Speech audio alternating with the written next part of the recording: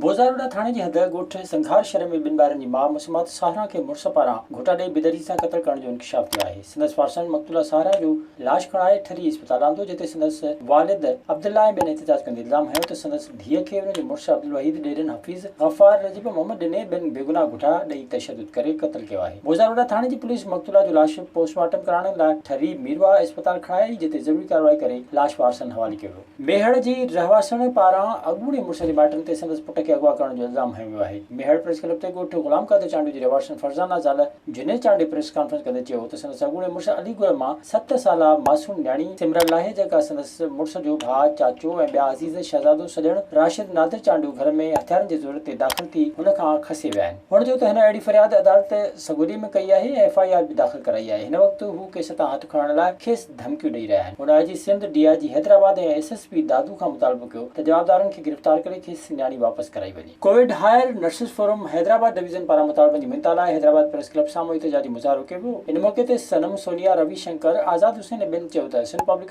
Service commission जो लिखत इम्तिहान पास कंदड़ नर्सुनि खे जेके फ्रंट लाइन ते कमु करे रहियूं आहिनि, तिन खे गुज़िरियल 3 महीननि खां पघारूं न ॾिनियूं वियूं आहिनि ऐं काफ़ी वक़्तु गुज़रण बावजूदि खेनि रेगुलर नथो कयो वञे, जॾहिं त हू पंहिंजी जान ख़तरे में विझी कोरोना जे मरीज़नि जो इलाज करे रहिया आहिनि। संदन चवणो हो त हू गत अरसे खां पंहिंजी ईमानदारी सां ड्यूटी करे रहिया आहिनि। इन हूंदे बि खेनि पको नथो कयो वञे। हुननि सिंध हुकूमत खां मुतालबो कयो त खेनि जल्द पघारूं ॾेई पको करे इंसाफ़ कयो वञे। बोज़ारोड़ा थाणे जी हद ॻोठ दॿी में अणॼातल हथियारबंद नौजवान इसाक जसकाणी ते तशदुद करे खेसि मरणी करे फरार थी विया। ज़ख़्मी इसाक खे संदसि वालिदा ऐं ॿिया ठरी मीरवा इस्पताल खणाया विया, जिते संदसि वालिदा यासीन ख़ातून इल्ज़ाम हणंदे चयो त जैतून जसकाणी अॻु में संदसि भेण खे क़त्ल कयो हो, जिते हुन सां नाराज़गी हूंदी हुई। जैतून जसकाणी न रंजिश में संदसि पुट खे कुहाड़ी हणी शदीद ज़ख़्मी कयो आहे। ॿिए तरफ़ बोज़दारोड़ा पुलिस NC दाख़िल करे जांच शुरू करे ॾिनी आहे। विज़िट कयो अवामी आवाज़ मीडिया ग्रुप जी वेबसाइट awamiawaz.pk।